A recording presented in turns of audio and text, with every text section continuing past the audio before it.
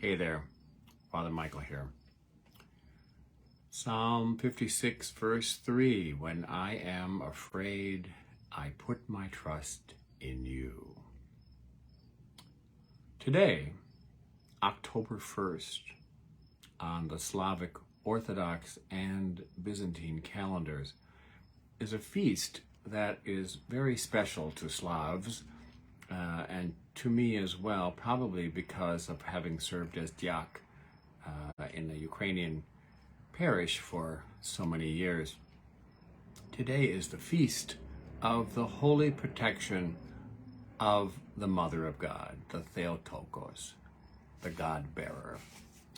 This is an ancient feast day going back many centuries and commemorates several different events that have happened, mostly on Saturdays, it turns out, which is why the Roman Church and the Anglicans as well dedicate Saturdays to the memory of Mary, the Mother of God. It comes from this Orthodox celebration. So, in the most widely known tale attached to this feast day today, there is a visionary, a fool for Christ, as they were called, probably some mental illness, but, we're talking 6th, 7th, 8th century, so there wasn't anything like that diagnosed. Anyway, this visionary, when the city of Constantinople is in some kind of a crisis and there's a military army advancing against them, the Greeks are living in complete and utter terror of being invaded again. This visionary, while in church, sees a vision of the Virgin Mary, who takes off her mantle and, taking it in both hands, spreads it out over the patriarch, all of the royalty, everybody in church, and in fact, over the entire city of Constantinople, as a sign that her motherly protection is going to keep everyone safe. Well, that might sound cheesy, I guess, to a lot of you, but to me, I've always been a Mary kind of guy, beginning in earliest childhood, and I was even dedicated to Mary, the Mother of God, at my baptism. My mother carried me over to Mary's altar and offered her firstborn son. I didn't know that until after she had passed away, written in her journals. My mother was also a great Marian prayer, so I inherited that honestly from her. This week, as most of you already know, has been emotional in the extreme. I have woken up crying several nights this week, including last night,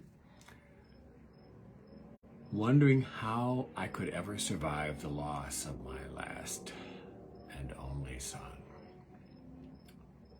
He is scheduled for some potentially life-saving surgery in a couple days, and so I had planned, starting yesterday, to drive up today, October 1st, the Feast of the Holy Protection, drive up to the hospital where he is still in ICU, still on a ventilator, still unconscious, and just spend a little time with him, pray with him in my two roles with him as his father and as his pastor.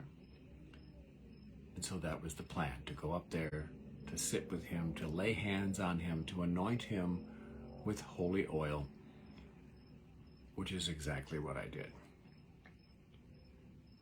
It was a perfect day here. Highs in the 70s, slightly warmer than normal, sunny and bright. But the trip up there, the 2.5-hour trip up to that hospital, was tense and tearful and emotional, and I could barely get through a rosary in the car because my heart was so heavy. And I got to the hospital and I checked in, made my way to ICU and found his room where, of course, you walk in there and you see all these machines and monitors doing their thing. But it's pretty intimidating and scary. Fortunately, the people who work there are very kind and patient. And the kind nurse who was on duty this morning explained to me what was going on, what the various machines were doing, explained that his hands were restrained in case he tried to pull anything off or tried to extubate himself, which would not be good. And also that he was going to be non-responsive because he was so heavily sedated. Even though I could see he was restless and twitching and struggling pretty consistently. I asked her questions about this pending surgery in a few days, and she explained it to me. Shared a couple stories of people she knew who were able to live decent lives, quality lives, with a feeding tube and a tracheostomy. And that maybe these things were just going to be temporary with him, and that he wouldn't have to live out the rest of his days with them. But even if he did, it was going to be doable. That meant a lot. So I sat next to him, held his hand as his dad for a few minutes, and then I talked to him as if he could hear me like I would normally do, and I prayed over him. I laid hands on him as his priest, praying only for wholeness and peace and his highest good, whatever that is, even if that means I'm going to lose him. And I anointed him with the same oil that I have used with him every week for years now. And I whispered in his ear that I was with him, that everything was going to be okay, and that he would be soon released from the hospital and would be home again, and that we would play cards and listen to music and talk about stuff, just like always. He did open his eyes a few times, but it was a struggle, and I could see that he was not really able to focus. They were glazed over from all the machines and everything. But while I was there talking to him and holding his hand, the twitching and the struggling all but stopped.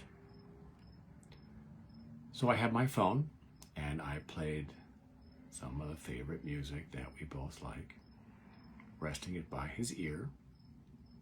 Eventually kissed him goodbye, as I always do, and told him, I'll see you soon. And so after all that, after really 36 hours, 48 hours, maybe more, of complete terror and misery and fear, as I left his room, my heart was singing again. My chest felt open and relaxed, and my spirit felt light as I made my way back downstairs to the parking ramp and made my way back home.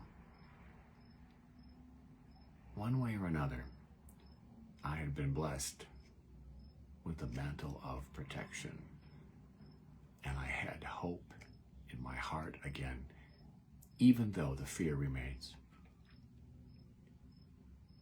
Fear does not reveal a lack of faith. I've learned that over the years. Fear is just a normal human emotion, and we all have it from time to time. In Psalm 56, the writer basically is crying out to God because he's terrified of his enemies.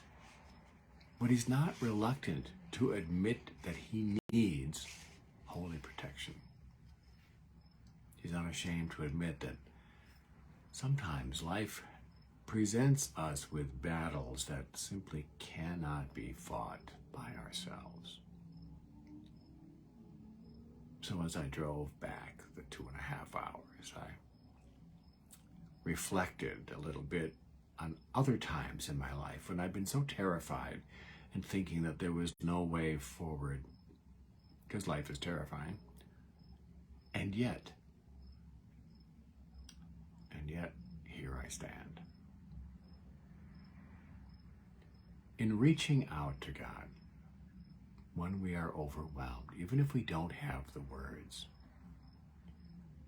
we really can help ourselves to rediscover that maybe, just maybe, our faith is stronger than the fear we carry. Kind of like my tattoo says.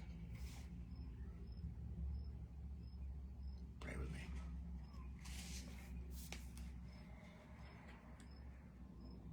Mighty, healing God, we come into your protective embrace in this moment of prayer.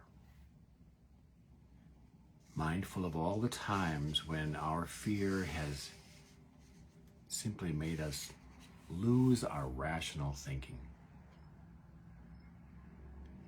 Help us when we are afraid to put our trust in you as best we can. To not be reluctant to admit that we need your holy protection.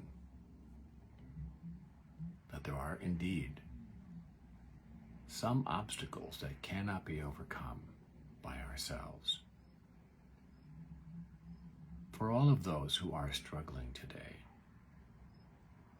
send them a messenger of your peace, a reminder that today, like every other day, the mantle of your divine protection covers us all.